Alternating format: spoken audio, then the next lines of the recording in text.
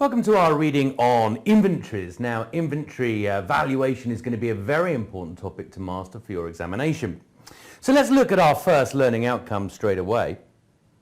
Now, our first learning outcome asks us to be able to distinguish between the costs included in inventory and costs that are expensed.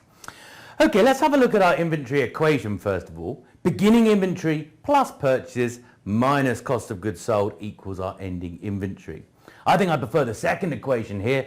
Beginning inventory plus purchases less ending inventory equals our cost of goods sold. Now what we're really seeing here is an application of the matching concept. What we're trying to do is match the total cost included in cost of goods sold to the total number of units that we've actually sold. So what the ending inventory is actually doing is it's removing the cost of any items that haven't been sold and storing them in the balance sheet. Essentially, we're deducting them from the income statement item and we're storing them in current assets in the balance sheet until those goods are sold. So you'll notice our beginning inventory, that will simply be last year's ending inventory. What we then do is we add on the purchases we've made in this year to get the total value of the available for sale items. Now, issue with these, of course, is we won't have sold all of them at year end. So what we're then going to do is remove the items that haven't been sold at year end. The ending inventory, we're taking it out of the income statement and storing in the balance sheet within our current assets, and that brings us down to our cost of goods sold. Okay, so let's have a look at product costs and period costs that really address this learning outcome. Remember, we're asked to distinguish between what gets included in inventory and what gets immediately expensed. Now notice product costs are capitalized as inventory. So this is really any of the costs involved in producing our ending inventory. So let's have a look at what we can include. Purchase costs, less any discounts and rebates. Well, we're subtracting the discounts and rebates because we're not going to end up paying those. So the costs of buying in goods, whether we're buying in finished goods or raw material. Conversion costs, well, these are the costs of converting your raw materials into finished goods. So they're going to be essentially labor costs and production overheads and any other costs necessary to bring the inventory into its present location. So essentially what I always think with my inventory is I can include any costs of producing these finished goods and getting them into their current location. Once the finished goods are complete, any additional costs I'm going to incur, well, they're going to have to be expensed. So let's have a look at our period costs. These are the items that are going to be expensed rather than included in our ending inventory. So any abnormal amounts. Okay, what that means therefore is when we look at the cost of our ending inventory, what we're actually seeing is the standard cost of production. So when we look at those conversion costs, it will be the standard cost of labor, the standard production overhead, and in fact the standard cost of our raw materials. So we're going to ignore any abnormal costs. Likewise, storage costs, any cost of storing your finished goods. Well, remember, we can include any cost of getting our finished goods into their final state. Once those goods are finished, any additional cost, such as storing those finished goods, is going to have to be expensed. So storage costs essentially going to be expensed, and any selling and admin costs. Again, once the finished goods are complete, any additional costs we incur are going to have to be expensed. And in fact, under US GAAP, we have that categorization, sales, general, and admin. So let's have a little look at an example here. We've got 1.5 million units being produced. We've got $10 million spent on raw materials. Our conversion costs, well, direct labor, 5.3 million. We've got some manufacturing overhead there, 2.7 million. Freight into plant, $150,000. Storage costs of finished goods, $375,000. Abnormal waste, $200,000. And admin costs, $190,000. Right, okay, so what are we going to do? We're going to work out here what is the cost of producing one extra unit. So remember, standard costs and only those costs of getting your finished or your items into finished status. So we're going to ignore essentially storage costs of finished goods. We're going to ignore abnormal wastes. We're going to ignore admin costs because they're not directly related to producing our good or service. So let's have a look. So in go the materials there, our materials at $10 million. The labor cost, the conversion cost, $5.3 million, that's going to be included. The manufacturing overhead. Again, this is all the overheads involved in running your production process. So manufacturing overheads, yes, they're going to be included. Admin overheads, administrative overheads, of course, they're not going to be. Now notice the freight into plant, so any costs involved in getting your goods, raw materials in, they can be included. Remember, of course, once we're in finished goods state, then any additional costs can't. But freight in, absolutely no problem in including that. So let's total those, and we get a total capitalized cost of 18,150,000. We've produced 1,500,000 units, so therefore cost per unit 1210. What have we specifically excluded? Again, let's make sure we're focusing in on that. It's essentially the abnormal waste, the 200,000. We're going to ignore those straight off. The admin costs, 190,000, not linked into producing your good or service. They're to do with running the business, not producing the good or service. And of course, the storage costs of finished goods. Once the item is into finished status, any additional costs incurred cannot be included. Okay, so we turn on to our second learning outcome that asks us to describe our inventory valuation methods. And you can see that we've got 4 methods that we need to be able to describe here. Definitely need to be all over this for the exam. So our 4 methods are FIFO, LIFO, AVCO, and specific identification. Let's start off with FIFO. First in, first out is what the letters stand for. Essentially, it means the first goods that entered your warehouse were the first goods that you sold. In other words, you've sold the oldest items first, and therefore your ending inventory must be made up of the most recent purchases. And we can say that's exactly what we're saying here. Now, assuming rising prices, so we're living in an inflationary world, given that we're valuing our ending inventory at the highest prices, the most recent prices, then that's going to give us the highest ending inventory figure. Okay, so under FIFO, assuming rising prices, we're going to get the highest ending inventory figure. Now, cost of goods sold essentially is going to be the lowest. Just think about your basic balance, your cost of goods sold formula: beginning inventory plus purchases less ending inventory. Well, if ending inventory is highest, then cost of goods sold, of course, must be lowest because we're deducting that ending inventory in calculating cost of goods sold. Now, LIFO, last in, first out, is what this one stands for. Notice, not allowed by IFRS, but it is allowed under US GAAP.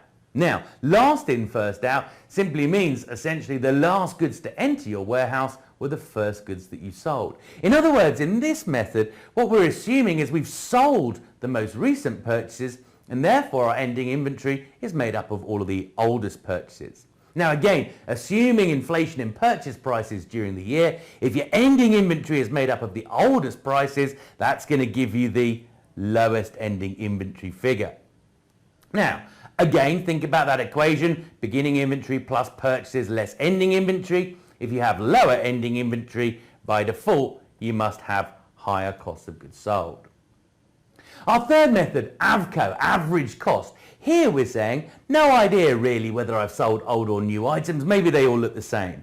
So what we're going to try and do here is value both costs of goods sold and ending inventory at the average price during the year, the average cost of the units available. Okay, so now again, because we're using the average price, by default, our ending inventory and our cost of goods sold should be somewhere between the FIFO and the LIFO results. We should have an average, so we should be somewhere in the middle. Now, specific identification, this is where we attach the actual purchase price to each unit of our ending inventory. Maybe we've got very high value items. Let's imagine we're a diamond merchant. Well, when you're counting your diamonds that you've got in your stock at year end, you're going to want to use the actual purchase price to value each of those diamonds because they're such high value items. You're not going to want to make an assumption that, hey, look, these diamonds are the most recent purchases, or these diamonds are the oldest purchases. You're going to say, hey, this is each diamond, here's my diamond, this is what it cost me. So you're actually valuing each item at their real cost. Right, so next learning outcome, we're asked to be able to calculate and compare cost of goods sold, gross profit and ending inventory under our 4 methods. So let's have a look at some very simple example just to set us off here.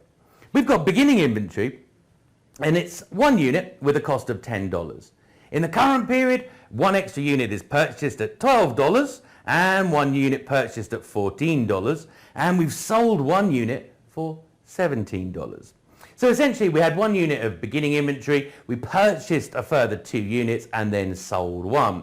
And we're going to be calculating our cost of goods sold, gross profit and ending inventory under our 3 major methods: FIFO, LIFO and average cost. So let's start off with FIFO. Revenue is going to be straightforward. That's simply going to be the 1 unit that we sold at $17. So in goes our revenue at $17. Now let's turn our attention to cost of goods sold and gross profit. Well, under FIFO, first in, first out, the assumption is we have sold the oldest items. In other words, that 1 unit that we sold must have been the oldest purchase. And that oldest purchase must have been that beginning inventory at $10. So notice our cost of goods sold figure here is $10. Our gross profit, sales minus cost of goods sold, or revenue minus cost of goods sold, 17 minus 10, giving us a gross profit of 7. Our ending inventory must be made up of the 2 most recent purchases. Remember, we had 1 unit of beginning inventory, we purchased a further 2 units, giving us 3 units available for sale. We've sold 1 unit of that, so we've got 2 units in our ending inventory.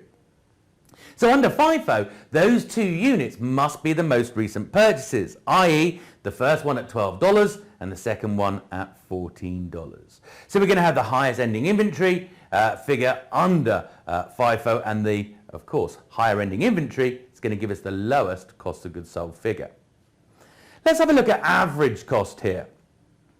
Now, average cost, essentially what we need to look at is the average price in the year. So we've got, notice, our beginning inventory and our purchases. Beginning inventory plus purchases gives us a figure known as available for sale. So $10 plus $12 plus $14, essentially our $36, is the average cost of producing, or the available for sale items. So $36. 3 units, so 36 divided by 3, and that gives us the average essentially price in the year of $12. Once we've got that average price, we're going to do 2 things with it. We're going to use it to value our cost of goods sold, and we're going to use it to value our ending inventory. So cost of goods sold, only 1 unit here, 1 unit at $12. Notice that gives us the $12 figure there, of course. And notice therefore our gross profit, 17 minus 12, giving us a gross profit of 5. Our ending inventory, 2 units, of course, of ending inventory. So 2 units times 12 gives us a value of 24. Now notice essentially under this method our gross profit is a little bit lower under FIFO. Essentially in this model, and notice we're living in an inflationary world, those purchase prices have been rising over the period. So in an inflationary world, we're expecting FIFO to give us the highest ending inventory and therefore essentially the lowest cost of goods sold, and we're expecting LIFO to do the reverse. So let's check. We're going to say, without doing any numbers, we would expect LIFO gross profit figure to be the lowest. So let's have a little look at LIFO. Revenue figure still the same, $17, but this time, remember with LIFO, we're assuming that the most recent purchases have been sold first. In other words, that 1 unit that we sold was valued at the most recent purchase of $14. So notice our cost of goods sold figure here is $14. Sales minus cost of goods sold, 17 minus 14, gives us our $3 gross profit. So notice again, essentially that FIFO is giving us the highest gross profit, LIFO is giving us the lowest gross profit, and of course average cost is somewhere within the middle of that. Again, just as we would expect, assuming inflation in purchase prices, which we've got in this example. Ending inventory, of course, the ending inventory is higher under FIFO because it's the most recent purchases. Under LIFO, of course, it's going to be the oldest purchases. So we're going to see the $10 of beginning inventory plus the first purchase at $12, 10 plus 12, and that gives us our 22. Now, actually our learning outcome asks us to be able to calculate ending inventory, gross profit, and cost of goods sold under periodic systems, which is actually what we've just looked at on the previous slide, but also perpetual systems as well. So we need to discuss what a perpetual system is versus what a periodic system is. So starting with periodic systems, notice inventory and cost of goods sold are determined at the end of the period. So during the year, the company just has a purchases account that sits in the income statement, and every time it buys in goods, it goes into this purchases account. It's only at the year end that we work out the items that we haven't sold during the year, and we essentially calculate our ending inventory and deduct it. And essentially we get that little cost of goods sold equation, beginning inventory plus purchases made during the year less ending inventory equals cost of goods sold. So what essentially we're doing, remember, is at the end of the year, we're looking at all of the purchases that we've yet to sell, and we're saying, okay, we haven't sold these items, so we're going to apply the matching concept. We want the cost of goods sold to match against the actual physical number of units sold. So anything that we haven't sold at year end, we're going to remove the cost. And that's what ending inventory is doing. It's taking that cost out of the income statement, and of course it's going to be stored as a current asset in the balance sheet, essentially, and it'll become next year's beginning inventory. Now, perpetual system, very, very different. Okay, inventory and cost of goods sold are continuously updated as each sales occurred. You have no purchases account here. No. What's actually going to happen here is every time we make a purchase, it's going to go directly into inventory sitting in the balance sheet. Every time we make a sale, what we're going to do is remove that inventory out of the balance sheet, and it's going to go directly into cost of goods sold into the income statement. So we have inventory that is essentially perpetually updating every time there's a transaction in the balance sheet, and we have a cost of goods sold figure that's perpetually updating every time there's a sale in the income statement. Very different from the periodic system, where all we're doing is recording purchases essentially during the year, and then we're making adjustments for the items that we've sold and the items that we still retain at the year end. Okay, so let's have a go essentially at doing an example that compares. Notice not only do we have to calculate under both methods, but we need to compare between both methods. So we're going to calculate cost of goods sold and ending inventory under both FIFO and LIFO for the month of March using periodic and perpetual systems. So at the start of our month, we've got 4 units at $3 per unit, 4 times 3 being, of course, $12. We've then got a sale on the 14th of March. 3 units essentially were sold then. Then on the 25th of March, a purchase of 10 units at $3.70 per unit. Notice as well, the beginning inventory valued at $3 per unit, the purchase at $3.70. So notice again, we're operating in an inflationary world in this example. So 10 units at $3.70, and then a further sale on the 28th of March, 8 units being sold. Okay, so ending inventory, that's relatively straightforward. Let's just total the beginning inventory plus the purchases. So beginning inventory plus purchases would give us 14 units, compared to the total amount we've sold, 3 and 8 being 11 units, 14 minus 11. We've got 3 units essentially. Okay, so in other words, we had 4 units, we then sold 3, meaning we had 1 unit left, then purchased a further 10, taking us up to 11, then sold a further 8, bringing us down from 11 down to 3. Okay, so we've got 3 units of ending inventory. So let's start off with our periodic system.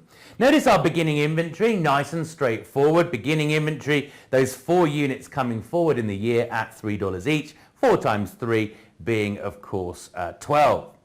We've then got our purchases during the year, 10 units that were purchased at $3.70 each, so that's $37. Now remember, under FIFO, we're going to make the assumption that the ending inventory is made up of the most recent, essentially, most recent items. So therefore, our ending inventory of 3 units is going to be made up of the purchases at $3.70. So 3 units at $3.70 gives us $11.10. So remember, beginning inventory plus purchases less ending inventory, 12 plus 37 minus $11.10, and we get a cost of goods sold figure here of $37.90. Now let's compare that with perpetual. So remember, essentially, nothing will be sitting in the income statement at the beginning of the year. Your beginning inventory will be sitting in the balance sheet, and it will only hit the income statement via cost of goods sold when you actually make sales. So essentially, we won't see that $12 sitting in the income statement. That $12 will be a current asset sitting in our balance sheet representing beginning inventory. And of course, our cost of goods sold then updates every time we make a sale.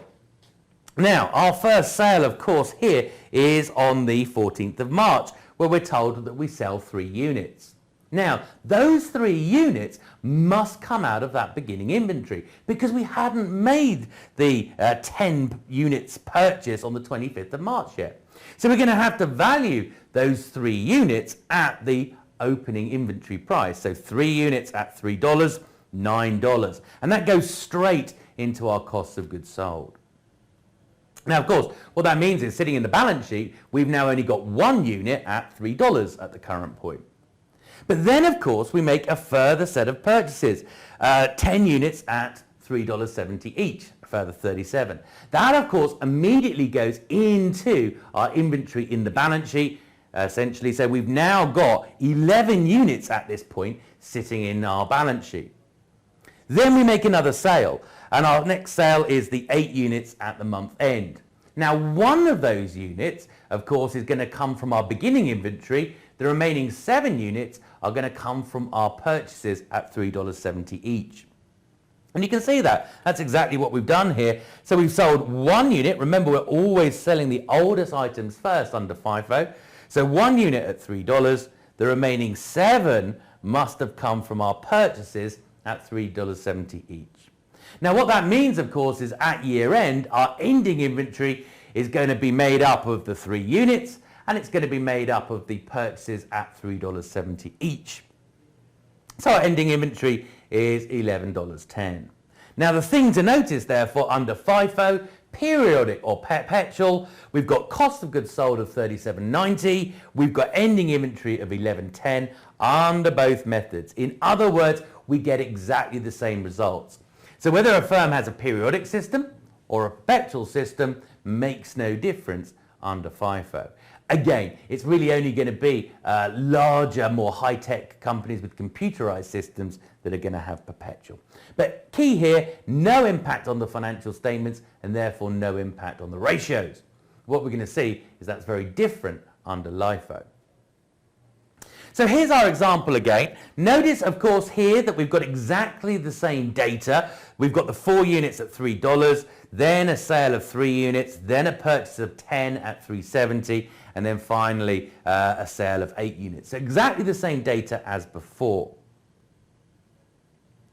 Now, our ending inventory is still going to be 3 units. Beginning inventory plus purchases giving us 14 units. Total sales 11 units, giving us 3 units. Now, under the periodic method, of course, the last 11 units purchased are sold. In other words, we sell, of course, the most recent items first, which means 10 of them are going to be valued at $3.70 and only 1 of them at $3. Under perpetual, very, very different. Now, of course, at the time of the 14th of March sale, we only had our beginning inventory of 4 units. So 3 of them are going to have to be valued at $3.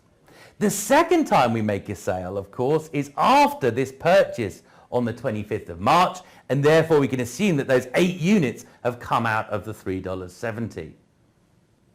Okay, so let's have a look at the 2 methods, therefore. So LIFO periodic, there's our beginning inventory, $12, 4 units at $3 each. Then we got our purchases, 10 units at $3.70. Then we come up for our ending inventory. Assumption, ending inventory, the 3 units is at the oldest purchase prices, and the oldest purchase prices in our example here are contained in our beginning inventory. So 3 units at $3 each, giving us 9. Okay, 12 plus 37 less 9 gives us a cost of goods sold figure here of $40. Now, what we're going to notice straight away is this gives us very different results when we switch to a perpetual system.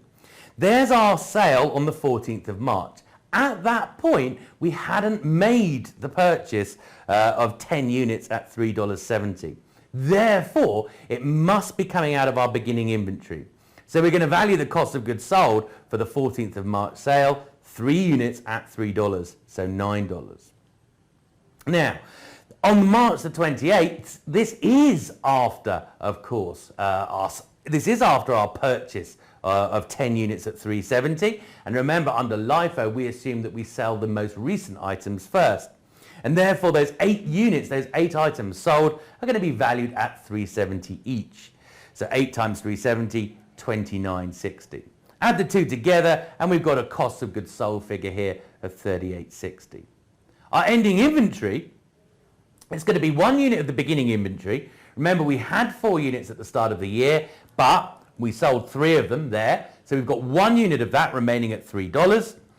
And of course, we purchased 10 units at $3.70. We've included 8 units in our cost of goods sold. So we've got 2 units remaining unsold. So 2 times $3.70, giving us a total ending inventory figure of $10.40.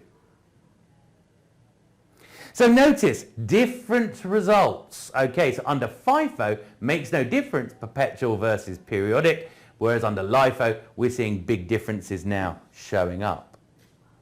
There's our summary under all of our methods. Again, really focusing here on the fact that FIFO, both cost of goods sold, ending inventory, not affected by this at all. But when we look at LIFO, we're seeing, yes, there is an impact between the two methods on cost of goods sold. Yes, there is an impact on the inventory as well.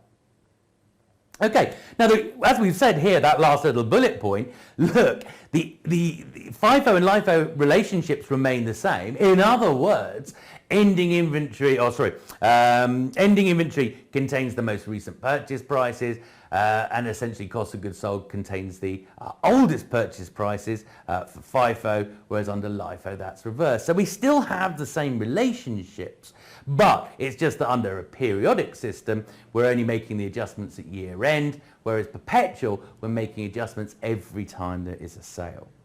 So inventory system only affects LIFO and average cost methods. FIFO and specific identification, of course, are unaffected. Now, our learning outcome says, know how inflation and deflationary environments affect ending inventory and our financial statements. So we've got to essentially know how our LIFO and FIFO are affected by inflationary environments versus deflationary environments. Now, here on this slide, we're going to focus on an inflationary environment.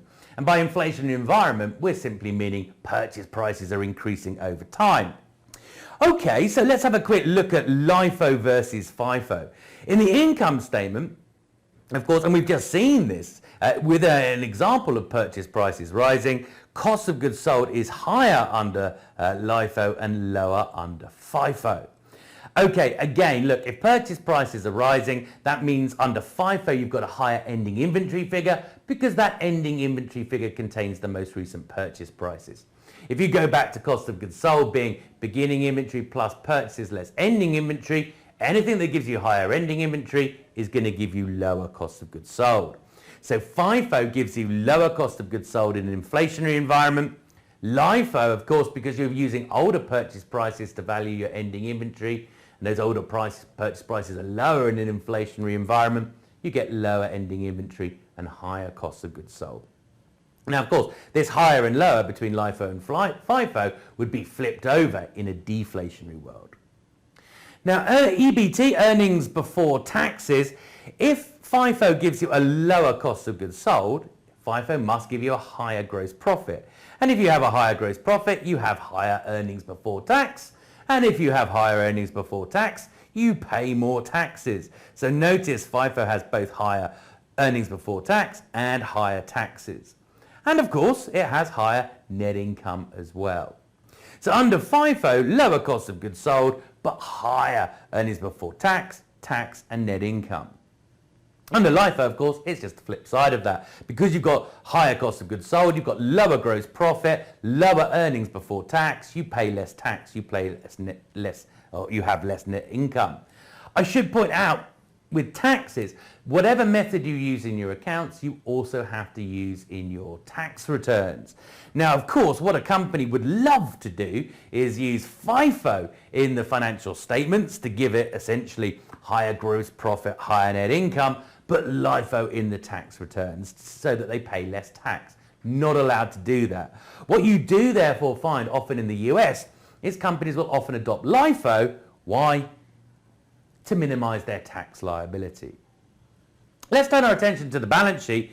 Inventory or ending inventory, well, under FIFO, in an inflationary environment, higher purchase prices, so higher ending inventory. Under LIFO, of course, it's all of the old purchase prices, so a much lower ending inventory figure. WC, working capital, current assets minus current liabilities. No impact at all on current liabilities, but if we've got higher inventory, we've got higher current assets. So we'd expect to see higher working capital under FIFO in an inflationary environment, lower under LIFO. RE is retained earnings, component of stockholders' equity. We'll just link it, of course, to net income. Of course, retained earnings being the linkage, really, between the income statement and the balance sheet. Remember, by default, anything that affects net income must affect retained earnings. Why? Because each year retained earnings changes by that year's net income minus that year's dividend. So if LIFO gives you a lower net income, it must also give you lower retained earnings. Whereas, of course, if FIFO gives you a higher net income, it must give you higher retained earnings. Then finally on to our cash flows, and we've got higher and lower.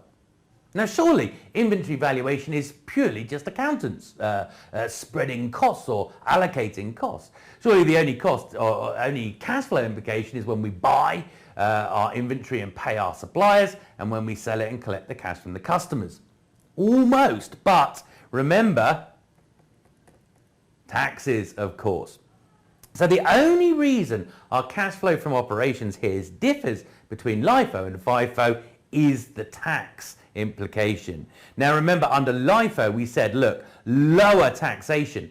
If you pay less tax, then your cash flow from operations will be relatively higher when compared to FIFO. So we get a higher CFO under LIFO and a lower CFO under FIFO, but purely due to the tax implication and nothing else.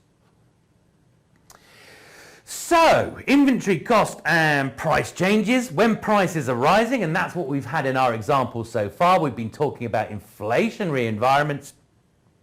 Well, of course, FIFO, they said, provides an artificially low value of cost of goods sold. Why? Well, of course, because the cost of goods sold contains all of the older purchase prices, and therefore doesn't really reflect reality. It's out of date, if you like, purchase prices flowing through cost of goods sold. LIFO, notice they say, is more useful. Idea is, under LIFO, your cost of goods sold would contain the most recent purchase prices, so it would be more economically up to date. It reflects current costs, if you like. Okay, LIFO provides an artificially low value of ending inventory in inflationary environments. Well, of course it does, because under LIFO, all of your old purchases are being stored in ending inventory. So you've got a very low ending inventory figure, way different from its true economic value. Whereas FIFO would be closer to the economic value of the ending inventory because it contains the most recent purchase prices, and therefore it reflects the economic substance of that ending inventory. Look, upshot is, really, in an inflationary world, what we're really saying is we prefer to see LIFO in the income statement because then cost of goods sold contains the most recent purchase prices, but we would prefer to see FIFO in the balance sheet because ending inventory contains the most recent purchase prices. Now, of course, it's one or the other. Either you use FIFO and apply it to both the income statement and balance sheet, or you apply LIFO both to the income statement and balance sheet. Caveat to that, of course, is IFRS does not allow LIFO. Now, of course, with stable prices, if purchase prices are not changing at all over time, then essentially FIFO and LIFO should give you exactly the same results. In fact, there it is. FIFO average cost and LIFO will all give you the same cost of goods sold and all give you the same ending inventory. Now, our next learning outcome asks us to explain the LIFO reserve and also LIFO liquidations. Now, under US GAAP, if you have chosen to use LIFO to value your ending inventory, then you have to disclose in the footnotes the LIFO reserve.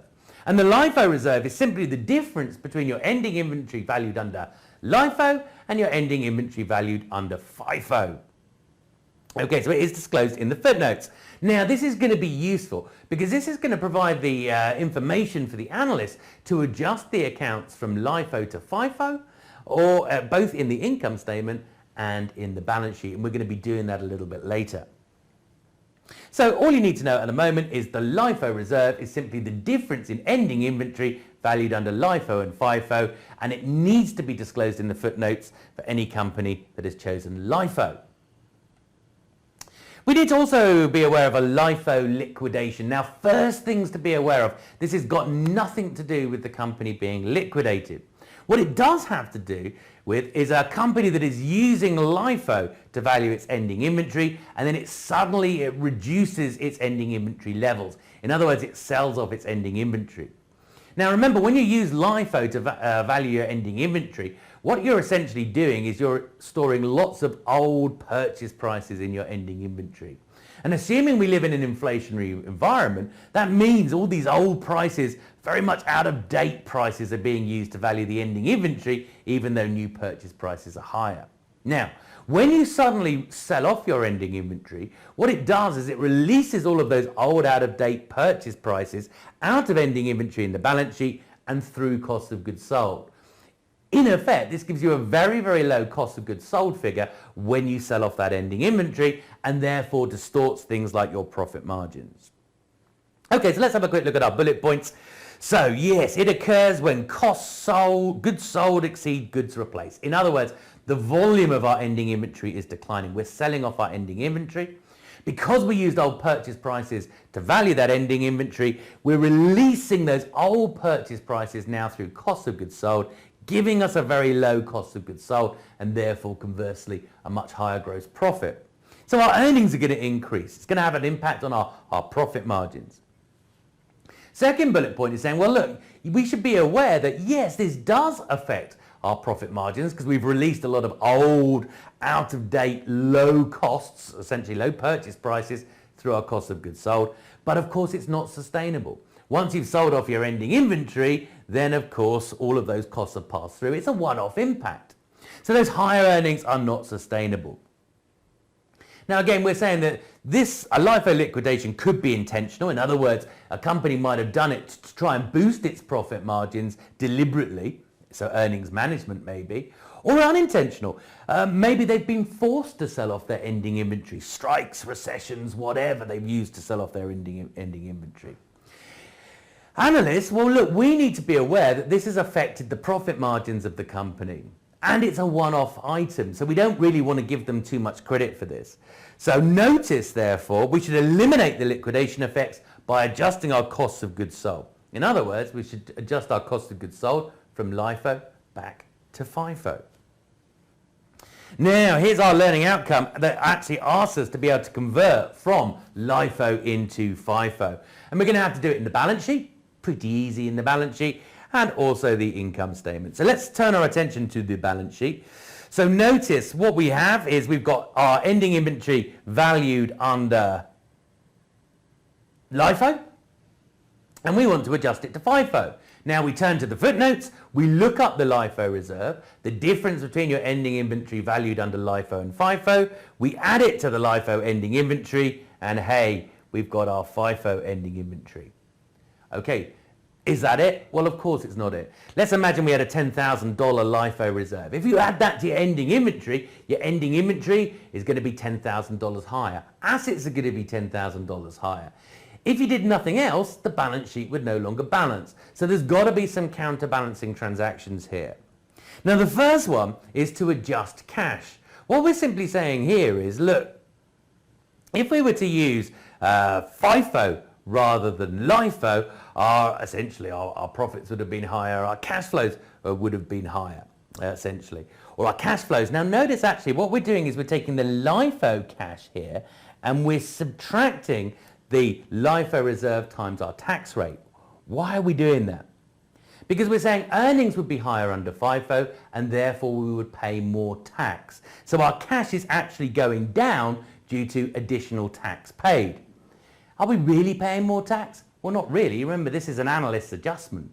If the company had to pay more or less tax every time the analyst made an adjustment, that's patently ridiculous. So this is really rather hypothetical, this adjustment to cash. Okay, so what we're saying is in the balance sheet, we're increasing in our current assets, our ending inventory by adding the LIFO reserve, but then we're saying under FIFO we would have paid more tax and therefore we're reducing cash by the additional tax paid.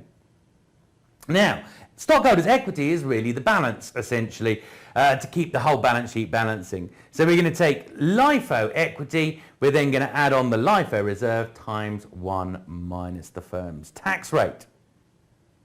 In the income statement, FIFO cost of goods sold. Notice it's LIFO cost of goods sold minus the change in the LIFO reserve.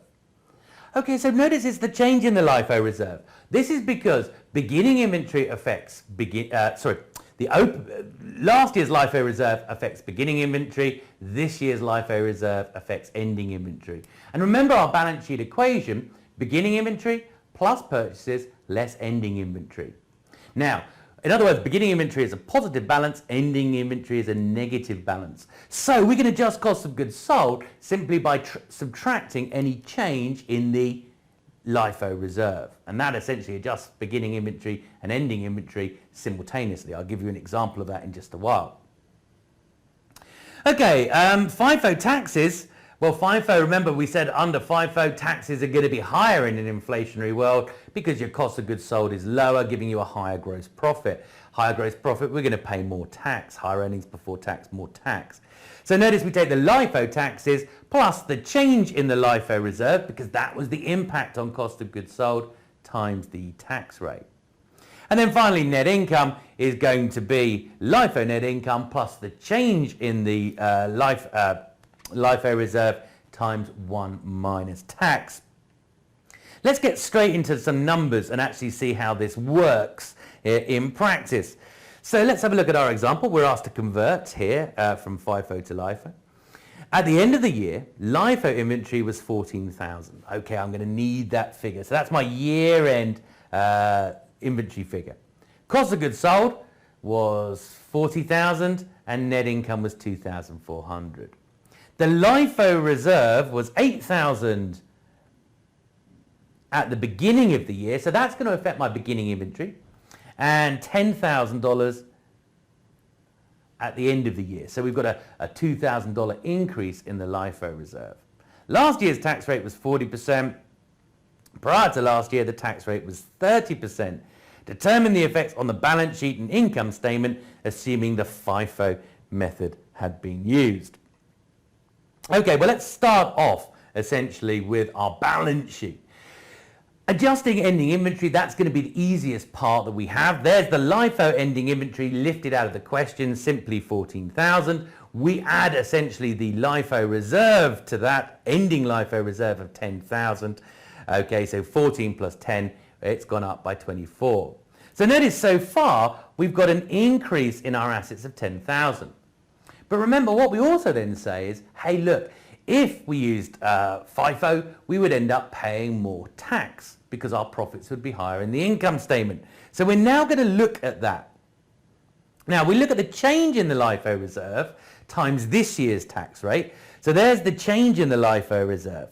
And we're saying that is the impact on this year's profit before tax. This year's profit before tax will be $2,000 higher, and we apply this year's tax rate to it. So 2,000 times 40%. But then the beginning LIFO reserve, that must have passed through in income statements in previous years when the tax rate was 30%.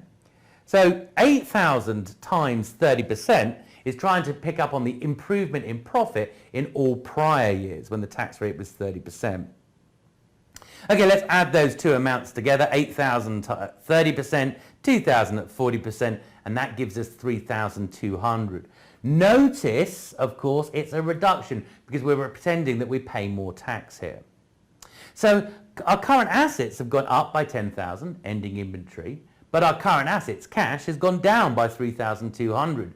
So we've got a net increase in our current assets of 6,800. Hey, well look, if our current assets have increased by 6,800, equity must increase by 6,800 simply to keep it balancing. And again, all it is the 10,000 LIFO reserve minus the 3,200 extra cash paid. Of all of this, I think it's the adjustment to cash, so our point B here, that makes the calculation the most complicated. Remember, it's rather hypothetical. The company doesn't actually pay more tax when analysts adjust their balance sheet. We're simply saying if they were to be using FIFO, their profits in this example would be higher. Not only in this year's financial statements, they'd be higher by 2,000 in this year's financial statements, but they would be higher by 8,000 in all prior years, all years prior to this year, and we're applying the tax rates to those to get the additional tax paid. Okay, so a little bit trickier. Let's turn our attention now to our income statement. Well, notice here we've got our cost of goods sold here of 40,000. We've got an adjustment of 2,000, the change in the LIFO reserve to get to FIFO cost of goods sold of 38,000. Again, let me just make up some numbers just to illustrate what's going on with this. Let's say beginning inventory, purchases, ending inventory, bringing us down to our costs of goods sold. Now I'm going to use the data from the question. We know LIFO cost of goods sold is 40,000. We know as well from our balance sheet work that we had ending inventory of 14,000. I'm just going to make an arbitrary split between beginning inventory and purchases, so it doesn't really matter how I split it. I'm going to choose 12,000 and 42,000. Okay, as I said, that split beginning inventory and purchases doesn't really matter for my point. Okay, so that's essentially LIFO, but now we're going to turn our attention to FIFO. Now there are going to be two adjustments here. The adjustment to beginning inventory, that's going to go up by the opening LIFO reserve, so that's going to be 8,000 higher, so that would actually be 20,000. Purchases unaffected, so that would be 42,000 still. Ending inventory, that's 10,000 higher, so that's now 24. Let's calculate our cost of goods sold again. 20 plus 42, so that's 62, minus 24, so that gives us 38,000 as our cost of goods sold. Now, what you can notice by looking at this, essentially, is we increase the beginning LIFO reserve by beginning inventory by 8,000 and the ending inventory by 10,000.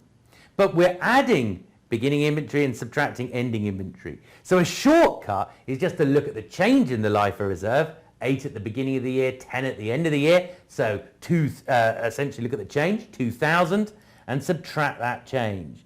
So if you take the LIFO cost of goods sold and subtract the increase in the LIFO reserve, 2,000, you jump to FIFO cost of goods sold. And of course, that is exactly what we're doing up here. It's just a shortcut. So cost of goods sold, increase in LIFO reserve, 2,000. LIFO cost of goods sold, 40,000. FIFO, 38,000. Now, of course, what we're saying therefore is cost of goods sold is 2,000 lower under FIFO, therefore profits are 2,000 higher. And remember, we said 2,000 times 40%, and we took that off to our taxes, and we saw that in the balance sheet adjustment to cash. 2,000 at 40% gave us 800 extra cash. So what we're saying, again, remember, is look, gross profit and therefore earnings before tax is higher by 2,000. Some of that is going to go off into tax, 40% of it, in fact, so that takes us to 800. Our tax theoretically goes up by 800, and therefore the remainder goes to net income, which of course is 1,200. So you can see our net income goes up by 1,200 net of the additional tax.